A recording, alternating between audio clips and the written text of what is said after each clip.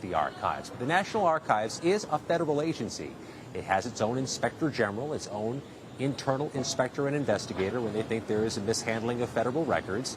And yes, White House records are to be with the National Archives. That's the investigation that we know the Trump team has been cooperating with because the archives said so.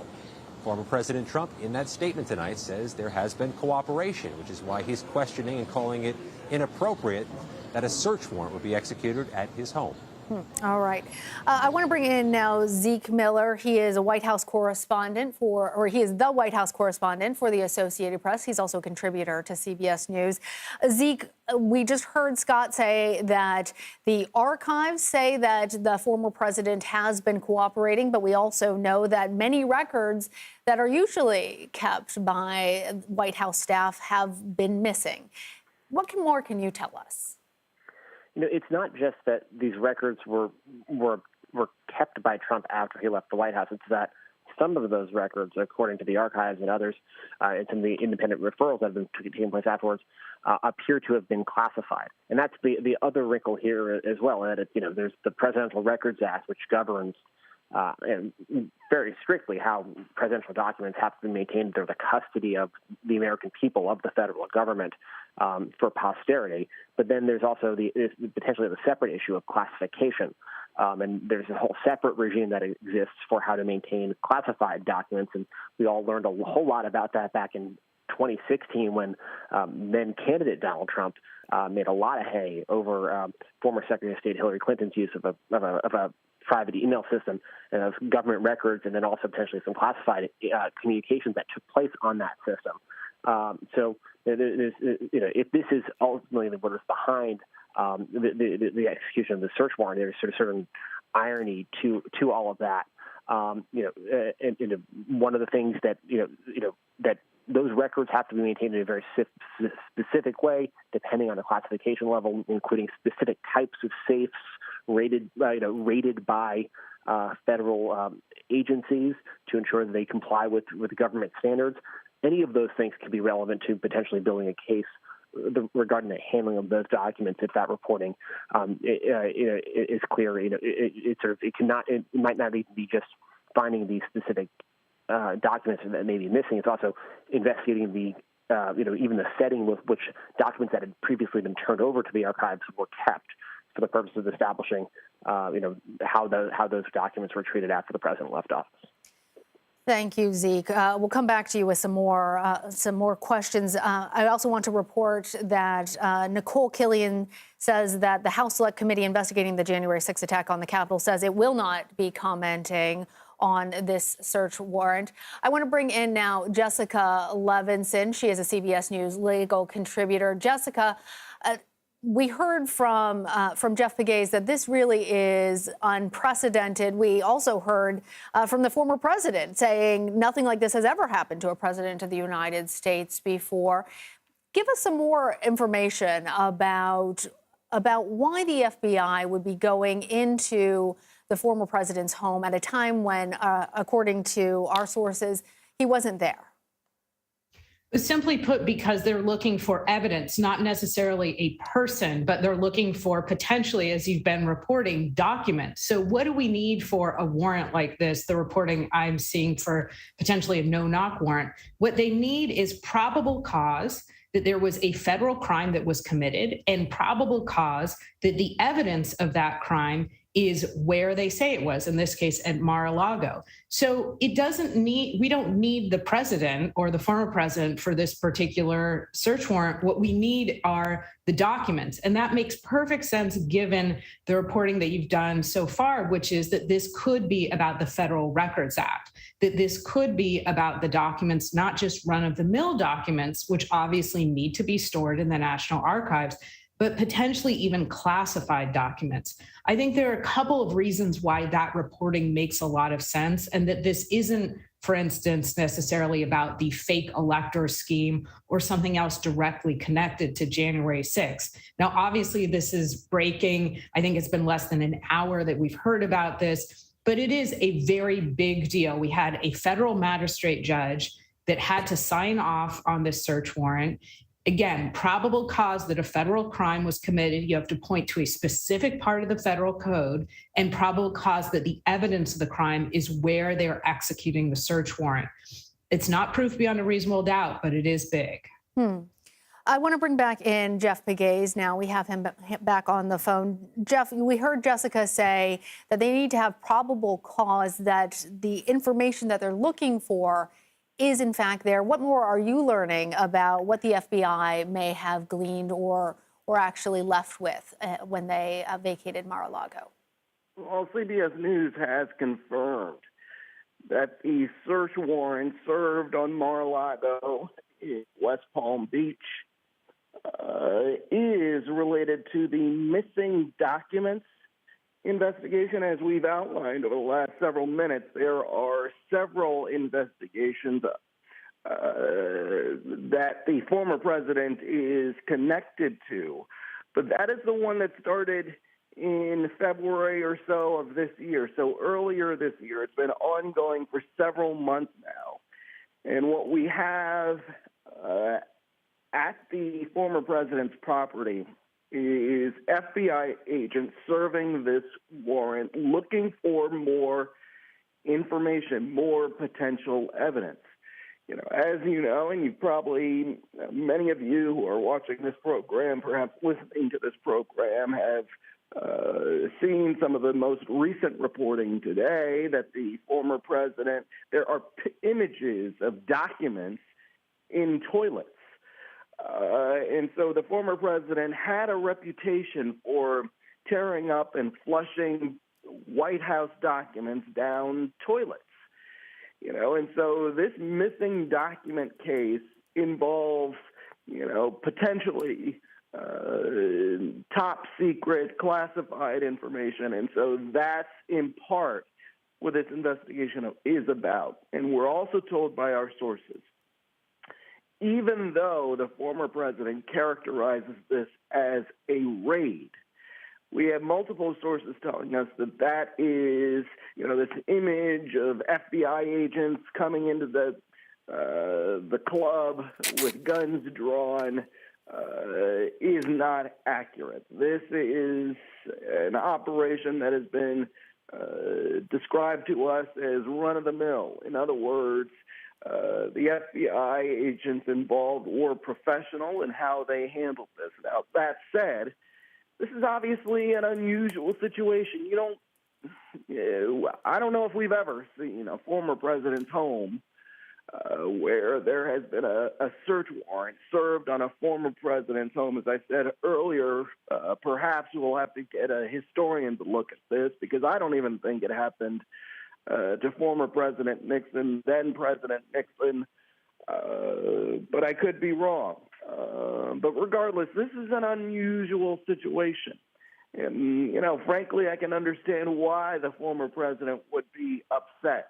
However, these are investigators doing their job. You have this ongoing investigation. And so just to reiterate, CBS News has now confirmed that the search warrant carried out at the former president's residence in Florida, Mar-a-Lago, is not related to the January 6th investigations, but our sources, well-placed sources who would know this kind of information, we are being told now, multiple sources, that this is related to the missing documents case, Lana. And by the way, before I go, we've reached out to the Department of Justice, we've reached out to the FBI, and they are not commenting on what has happened. Very important reporting, Jeff, that this is in fact related to missing documents, not related necessarily to any of the other investigations that others' minds may be going to. But the Presidential Records Act of 1978 changed the classification of presidential records from private to public, that these are in fact something that belongs to the American people, that must be archived in an appropriate way. And as we have seen from multiple reporting, that the Trump administration did not it appears, follow those requirements. I want to bring back in CBS News congressional correspondent Nicole Killion. Nicole, what more are you learning? Well, we are hearing from some people close to the former president, some of his advisors and aides who are describing this FBI activity as ridiculous and political, also confirming that this is related to the Presidential Records Act. But these are people who are in touch regularly with the former president. One source who has been on calls for the last half hour or so regarding this and telling our political director, Finn Gomez, when have you heard about a raid because of the Presidential Records Act? Now, as Jeff pointed out, this was not a raid in the sense of guns drawn, but more a run-of-the-mill search warrant as it is being described to us, but still clearly some, response and reaction from the former president's team, as we also saw his statement, which confirmed that this federal activity was taking place. And of course, this comes on the heels of the former president, really trying to get back in the game politically. He was just in Dallas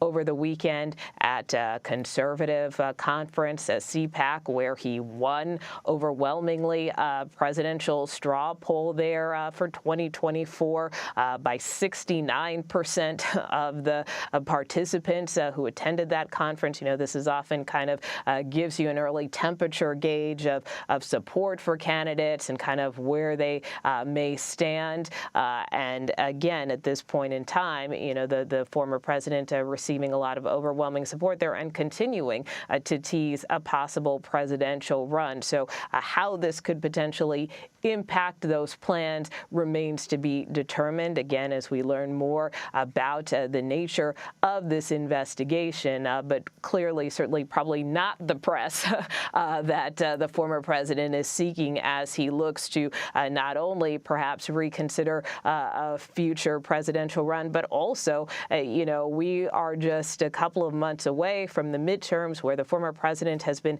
actively campaigning for candidates across the board. In fact, we've got another primary coming up in Wisconsin tomorrow where the former president is backing a candidate for governor there against another candidate for governor that his former vice president, Mike Pence, is backing. So, we have kind of seen this proxy war, if you will, between the former president and former vice president when it comes to different candidates. Saw this last week with respect to the Arizona primary and the gubernatorial race there. So again, with this activity at his residence in Mar-a-Lago, does that kind of damage some of that political capital going forward, whether it's in his stumping for candidates or, again, in assessing his own political future? And again, that will remain to be seen. Very important point about the timing, Nicole. I'm wondering if we can bring back in Zeke Miller, who has experience at the White House and had followed the last presidential contest and the one before that. On that question of timing that Nicole is talking to, because our CBS News political director, Finn Gomez, sources have told him that this is expressly political. Zeke, what does it mean in terms of timing for this warrant to be executed now?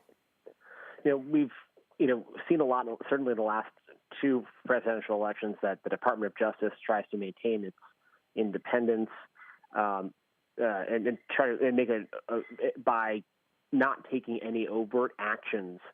Certainly in the run-up to a presidential election. Former President Donald Trump is not a declared candidate for 2024 right now. There have been reports that he was potentially musing an announcement now.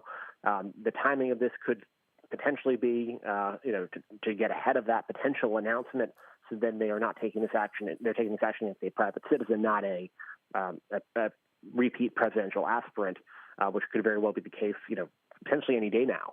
given some of the reporting out there. So there's that factor to this. The other, my sources in the current White House, the Biden White House, say they were totally unaware that this was going on, and are referring all comments to the Department of Justice as this White House is trying to make a sort of a very overt display of their hands-off nature of the Department of Justice in response to what they viewed as the last President Trump's, sort of attempts, more heavy-handed attempts to direct investigations there. So the politics is all through this, but in terms of the actual law, there is a federal judge who had to sign off on this warrant for this search, and those are facts that are going to come out. They have to show probable cause to get that.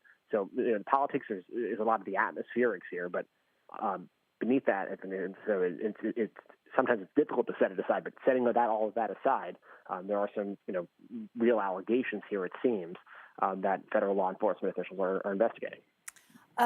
Zeke, and this, of course, is breaking news, so you may not know the answer to this, but as you raise this point, we have been waiting to see if the former president is going to announce another run for the White House.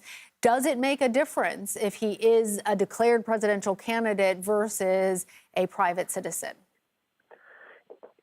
It probably does not, because the Department of Justice's internal guidance, they've referred back to the past couple of election cycles, sort of puts that special sensitivity surrounding these sorts of investigations to high-profile political figures. That generally kicks in, weeks or months before an election. It's not, we're months from the midterm elections, not the 2024 presidential race. But then there's also the most important decision maker in all of this, which is former President Trump himself. Does this affect his timing in terms of what he will do? That's certainly something we'll all be looking to chase down in the next few weeks. He's currently getting support from the Republican National Committee for some of his legal bills around the January 6th investigations and other ones. If he were to become a declared candidate, that spigot would likely get turned off because of campaign finance rules. So that's been one of the things keeping him from declaring a repeat candidacy. So it'll be certainly one of the reporting lines of many as we sort of process the aftermath of this search warrant, the execution of that search warrant. I want to head back over to Scott MacFarlane, who has been working his sources. Scott very rightfully pointed out from the very beginning, when we first heard about this from the former president, that we did not know what investigation it might be related to. We have now learned from Jeff Pegues and multiple sources confirming to CBS News that this is related to missing documents. Scott, what more have you learned?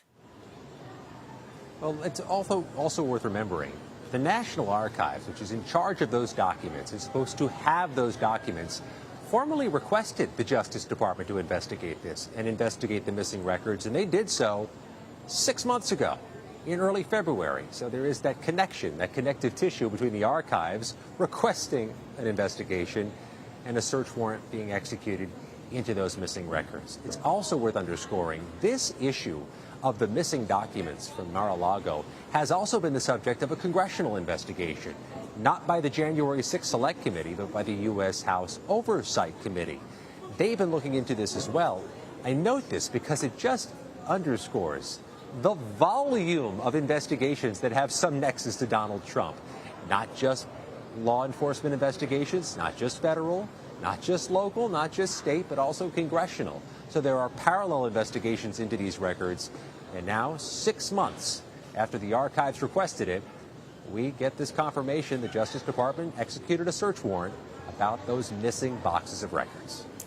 Scott, as you point out, this started in February. It has been ongoing, but it's also been augmented, questions about missing emails, in part because of the January 6th investigation, and questions about the president's Secret Service detail and missing text messages and all of that. Might that have contributed, or is this really something that is in its own lane? The Justice Department will say it investigates the facts wherever they may lead. It does so independently of any pressures from Congress or from the White House. Let's leave that baseline right there. But the January 6th Select Committee is a great example of how investigations begin in a certain spot and you don't know where they're going to go or how they're going to spread into territory that was unimagined when the investigation began. So if a search warrant is executed at Mar-a-Lago, there's no point certain as to where that investigation will end. It will go wherever the facts may lead. Investigations by federal law enforcement tend to sprawl. They tend to grow. The search warrant is going to be key, signed by a federal judge. I'll underscore this point I made earlier. Search warrants in the federal system are public documents filed with U.S. district courthouses across the country, signed by federal judges. They are, in fact, public records, but they're often sealed when they're executed on a business, on a property, on a person, on a phone, on a piece of property.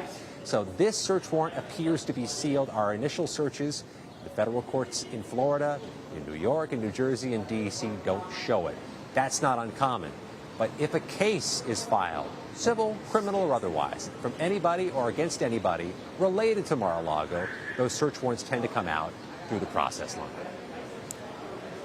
I really appreciate that additional information. And as you say, Scott, when an investigation starts, it may go in multiple different directions. If you are just now joining us, we have learned that the former president, President Trump, has had a search warrant executed at his residence in Mar-a-Lago. We have learned that it is related to missing federal documents, and that the president was not there, or the former president was not there at the time, and that the current president was not given advance notice. I want to go back one more time to Jessica Levinson. Jessica, we heard Scott say that a search warrant may lead in multiple different directions. Might we expect that this is now going to take us to other residences of the former president? Well, the answer, which I know is annoying, is that we don't know. And we've seen, for instance, throughout the January 6th investigation, that I think even the committee members have been surprised at times about where the evidence takes them. I have the suspicion in this case that maybe there was additional evidence that created this timeline, because there's been reporting, as you've discussed now for a while, that there were these 15 boxes, there were these documents that were improperly taken from the White House. There's been reporting that some of these documents were classified. Something happened to make this search warrant happen now. And I think that's one of the things that we want to try and find out.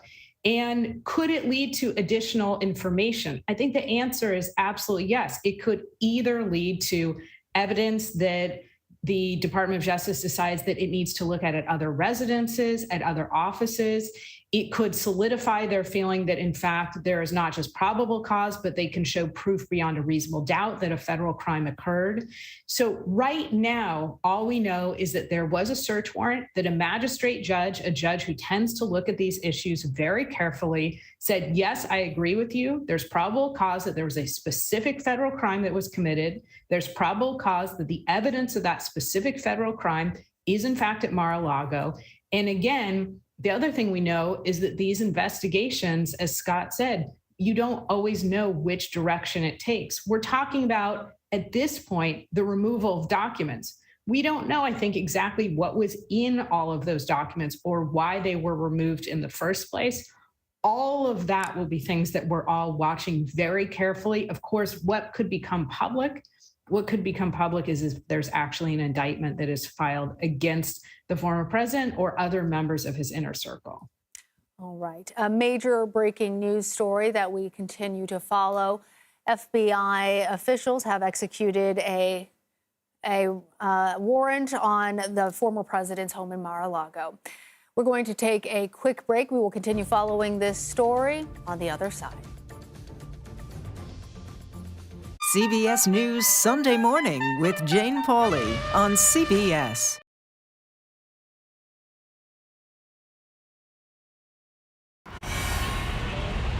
You ready? A generation of kids opens up on CBS Reports. I just want to be like a regular kid. Their world, their struggles, their voices. What if I was white? A lot of people like to call names and make you feel ashamed for being proud of who you are. Now streaming Gender. I did not realize that you could change your gender. Realizing how you feel. You can be a boy, sometimes you feel like a girl, sometimes you feel like both. Redefining who you are. Identify as trans. Gender fluid. Non-binary and queer. Is the idea of gender a thing of the past? And to be yourself, always, no matter what anyone says, I love you. Are the kids all right? Gender, now streaming on the free CBS News app.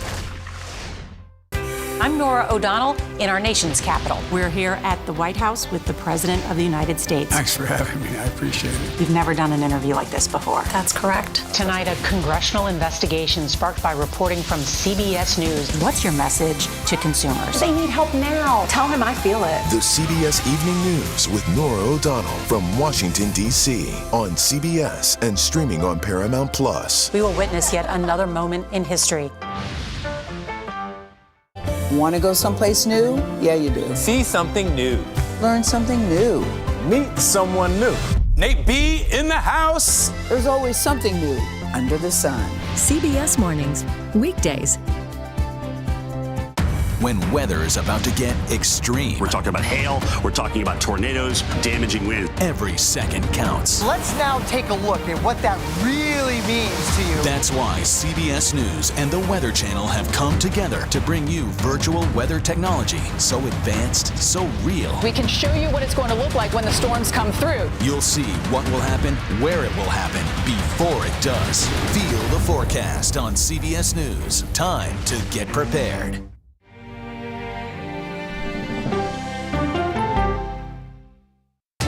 People from every corner of America facing challenges. Everyone is just looking for some type of connection. Just raise your hand and say, hey, I'd like to help. Coming together to find solutions. We are going to do something about it. Their stories are our stories. Welcome to Eye on America. Stream now on the free CBS News app. CBS News Sunday Morning with Jane Pauley on CBS. We have an inspiring story that started with a strange act of kindness. Yeah. We found it. You're kidding me! We share stories that lift you up and brighten your day. The Uplift. Stream on the free CBS News app. Stories that inform, inspire, and brighten your day. I've been waiting patiently for something like this. Make every day a little more like Sunday morning. Here comes the sun. Stream on the free CBS News app Tuesday mornings. Police in Albuquerque, New Mexico say someone is targeting the city's Muslim community. 4 Muslim men have been murdered in the past 9 months, and investigators believe that the killings are connected. For more on this, I am joined by the mayor of Albuquerque, Tim Keller. Welcome, Mayor Keller. So there was one murder back in November, and then 2 weeks ago, the first of 3 more murders. Tell us, at what point was the decision made to get the FBI involved? Well, it was really after the second one. And of course, what happened and no one foresaw, it is just tragedy on top of tragedy, is that, an individual who was at the funeral for the third individual, was then killed that night. And that